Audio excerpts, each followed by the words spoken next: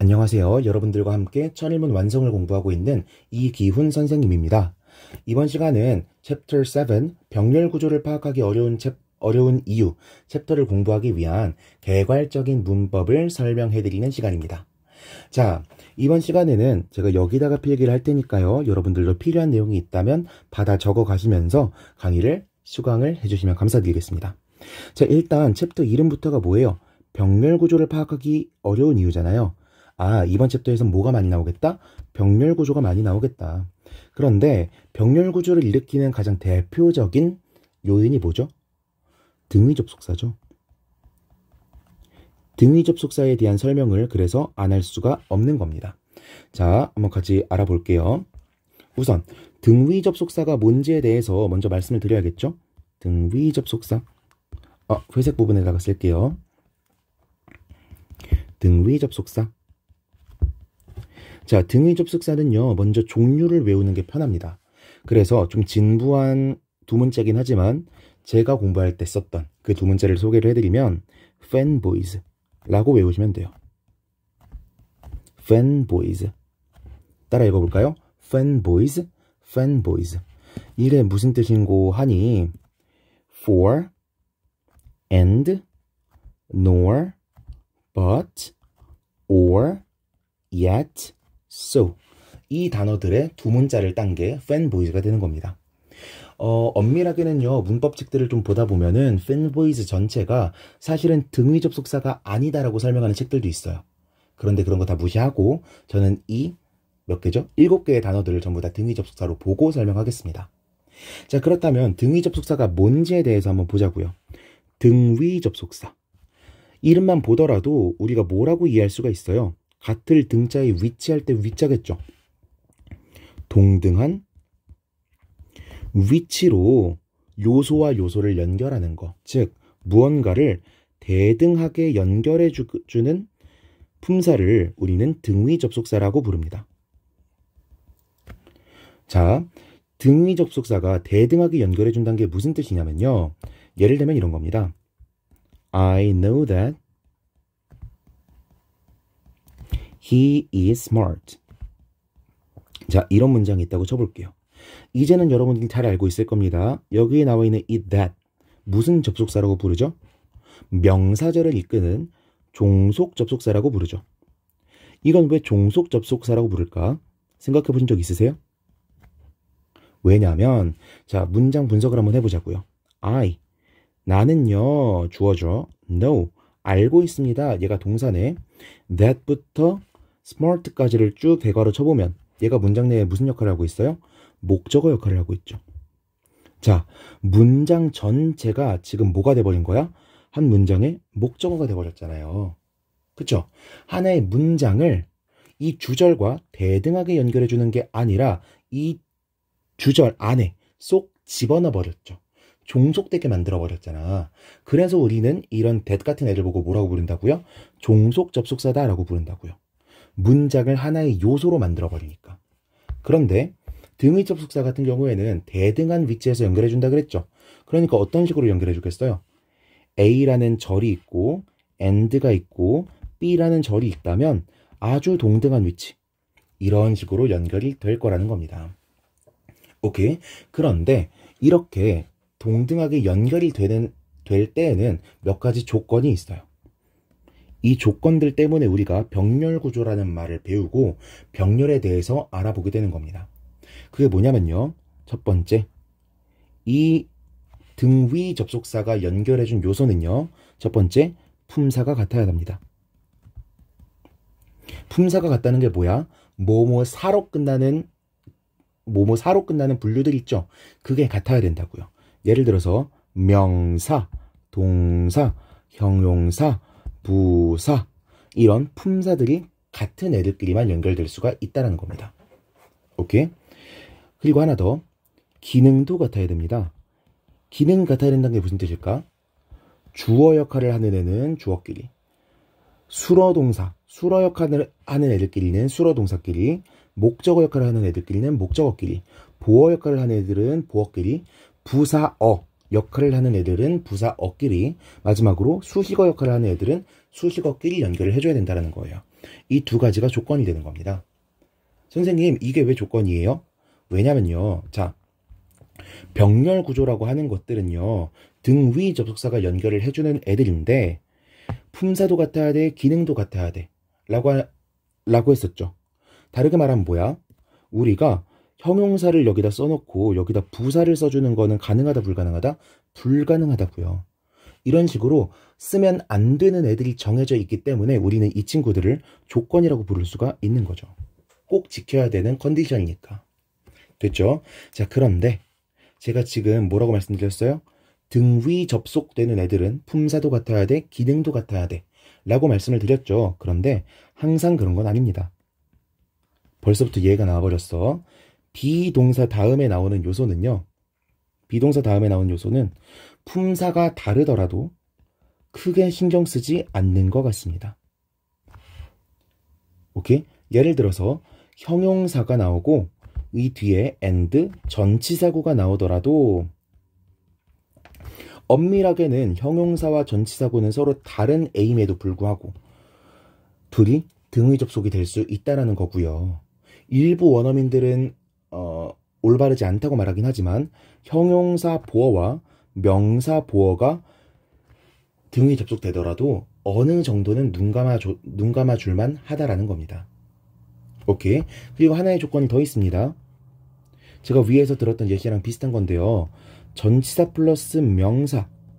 이 친구가 사실상 형용사구와 같은 기능을 하고 있다면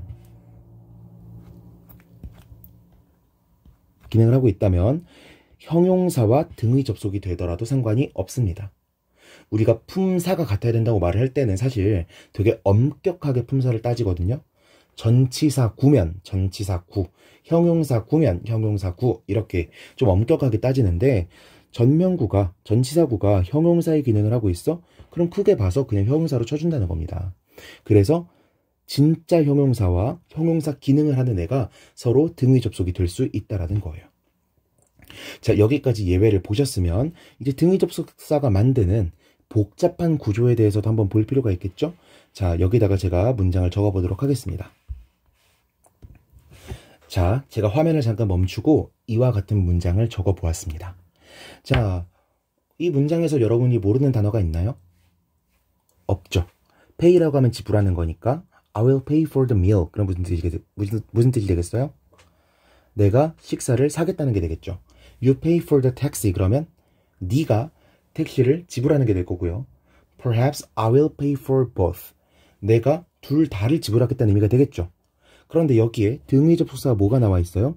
and와 or 두 단어가 나와 있습니다. 자, 제가 간단하게는 번역을 해드렸어요. 여러분들이 and와 or 이 두 개의 의미를 살려서 다시 한번 번역해 보시기 바랍니다. 화면 잠깐 멈추시고 생각해 보시기 바랍니다. 자, 다 생각하셨으리라 믿고 한번 볼게요. 자, 제가 아까 등의 접속사가 만드는 등의 접속 구조를 어떻게 설명해 드렸어요? 이렇게 설명해 드렸죠. 그러면 이 구조를 그대로 여기다가 옮겨와 봅시다. 그러면 어떤 식으로 연결되는 게 정상적이겠어요? 제가 이 부분을 A, 이 부분을 B, 이 부분을 C라고 부르겠습니다. A, B, C. 제가 앞에서 그려드렸던 그 구조와 이 문장의 구조가 똑같다면 이 문장은 어떻게 생겨야 돼요? A, and, B, or, C. 아마도 이런 구조로 생겨 먹어야겠죠. 그쵸? 그런데 여러분이 해석했을 때 이런 의미가 나오던가요? 나는 식사를 대접할게. 그리고 너는 택시를 지불할 거야. or 내가 둘 다 지불할 거야. 이렇게 맥락 없이 쭉쭉쭉 연결이 되던가요? 아니죠. 뭐라고 해석이 됐었죠? 나는 식사를 사고 너는 택시를 내. 혹은 그렇지 않으면 내가 둘 다 낼게. 이렇게 말을 하고 있는 거잖아요. 즉 상황이 어떻게 갈리고 있어? 이렇게 갈리고 있죠. 이 두 개는 합쳐진 하나의 상황을 말하는 거지 뭔가 분리된 상황을 말하는 게 아니라고요. 그렇다면 우리는 그림을 이렇게 그리는 게 아니라 어떻게 그려야지 맞겠어요? A와 B는 and로 이렇게 연결이 되어 있는 거고요. C랑은 어떻게 연결이 되는 거예요? 이렇게 연결되는 거죠. 오케이? 우리가 그냥 문장을 쭉 나열해 놓고 나면요. 이 문장들 간의 위계관계가 전혀 보이지 않지만 우리가 적절하게 해석을 하려면 나는 밥을 사고 너는 택시를 사. 그렇지 않으면 내가 둘 다 살게. 이런 식으로 문장의 구조를 어느 정도 끊어서 볼 수 있는 능력을 기르셔야 된다는 겁니다. 의미를 정확하게 파악하려면. 이거는 문장이 너무 클리어하니까 여러분이 파악하기가 어렵지 않으셨겠지만 이게 실제로 문장을 공부하다 보면, 독해를 하다 보면 이런 걸 구분하기가 어려울 때가 생긴다고요. 오케이? 그래서 천일문 완성을 통해서 이런 능력을 같이 기르자는 겁니다. 됐죠? 자, 여기까지 해서 등위 접속사에 대한 대략적인 내용들은 전부 다 살펴드렸고요. 하나만 더 살펴보자면 상관 접속사라고 하는 녀석에 대해서 설명드리도록 하겠습니다. 상관 접속사는요, 사실 개념이 굉장히 간단한데 이 개념을 제대로 배운 학생이 거의 없더라고요. 자, 상관 접속사는요, 아주 긴밀하게 등위 접속사랑 연결이 되어 있습니다. 등위 접속사라고 하면 어떤 애들이에요? and, 뭐 either, 죄송합니다, or 이런 친구들이잖아. 그쵸? 그런데 이런 등위 접속사는 왜 쓰는 거예요? 요소와 요소의 관계를 드러내주기 위해서 쓰는 거죠. and가 나왔다는 건 아마도 둘이 시간상으로 이렇게 흘러가는 순서거나 아니면 둘이 순접이거나, 물론 벗의 의미를 가지는 and도 있긴 합니다. 아무튼 이런 관계를 나타내는 것일 거고, or 같은 경우는 뭐예요? A 혹은 B의 의미를 나타내는 거, 양자택일의 의미를 나타내고 있는 걸 거 아니에요. 그쵸? 그런데 이런 등위 접속사들은 한 가지 문제를 가지고 있습니다. 그게 뭔데? 요소 A와 B를 이렇게 연결하고 있다면요, 우리가 A까지만 딱 읽었을 때는 뒤에 나열되는 무언가가 있을지 없을지에 대해서 감히 예상할 수가 없다라는 거예요. 무슨 뜻이야? 우리가 글로 읽을 때는요, A랑 and가 거의 동시에 보이니까 상관이 없겠지만 우리가 말을 할 때는 어때요? A까지만 딱 듣고도 판단을 하는 경우가 있잖아요. 뒤까지 듣기 전에 우리가 앞부분만 듣고도 판단을 하게 되는 경우가 있잖아. 그쵸? 왜? 듣는다라고 하는 건 시간이랑 얽혀 있을 수밖에 없으니까. 시간 순으로 말을 들을 수밖에 없으니까요. 그쵸? 그런데 제가 만약에 나 뒤에 두 가지 이상의 요소를 말할 거다? 라는 걸 슬쩍 내비치고 싶어. 오케이? 내가 미리미리 몇 가지 요소를 나열할 거라는 걸 미리 보여주고 싶어. 그러면 어떻게 해야 될까요? 그리고 내가 미리미리 보여줄 건데 그 두 녀석 간의 관계도 미리 알려주고 싶어. 예를 들어서 둘이 같이 있다거나 둘 중 하나만 택해야 된다는 양자택일 상황이라거나 하는 걸 미리 알려주고 싶어. 그럼 어떻게 하면 될까요? 간단하죠. 첫 번째 요소를 말하기 전에 앞에다가 이런 녀석을 집어넣어주면 되는 겁니다. both A and B. 그럼 우리는 both란 단어를 듣자마자 무슨 생각부터 하겠어요? 뒤에 뭔가 둘이 묶이는 무언가, A and B가 튀어나오겠구나 라는 걸 알 수가 있겠죠. 만약에 누군가가 either 이란 말을 꺼낸다면 우린 바로 뭘 파악할 수 있어요? 뒤에 둘 중 하나만 되는 양자택일의 무언가가 나오겠구나 라는 걸 예상할 수가 있을 거 아니에요. 즉, 듣는 사람으로 하여금, 읽는 사람으로 하여금 뒤에 뭐가 나올지를 파악할 수 있게 도와주는 거. 뒤에 나올 요소들이 그리고 무슨 관계에 있을지를 미리 말해주기 위해서 사용하는 게 뭐가 되는 거예요? 상관 접속사가 되는 겁니다. 자, 여기까지 말씀을 드렸으니까 이렇게 판서를 한번 쭉 비춰드리면서 아직 판서를 제대로 하지 못한 분들이 다시 적을 수 있는 기회를 드리고요. 마지막으로 유닛 제목들을 읽어보면서 이번 강의 마치도록 하겠습니다. 유닛 25는요, 그냥 병렬 구조, 26은 연결 어구의 후보가 2개 이상인 문장.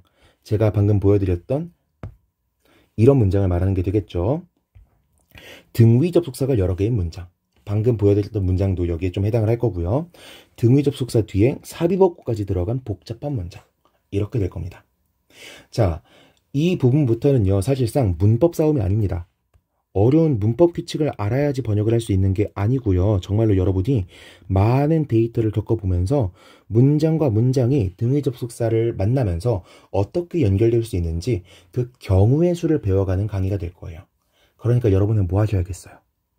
한 번을 공부하더라도 효과를 더 많이 보기 위해서는 강의를 듣기 전에 먼저 한번 해석들을 해보셔야 됩니다. 그리고 제 강의를 듣더라도 천일비급도 한번 듣고 오시는 걸 권해드려요. 왜냐하면 제가 설명을 할 때는 전 이미 다 번역을 해본 사람이잖아요. 어떻게 설명을 하더라도 이미 다 아는 사람의 관점에서밖에 설명할 수가 없습니다. 그러니까 여러분들이 제대로 문장 관계를 파악하기 이전 상태에서 문장을 꼭 보고 오셔야 강의의 효과성이 생길 것이다 라고 감히 단언해서 말씀드릴 수 있을 것 같습니다. 자, 이번 강의 들어주시느라 고생 많으셨고요. 다음 시간에는 문장 분석과 문법 해설로 여러분들을 만나 뵙도록 하겠습니다. 수고하셨습니다.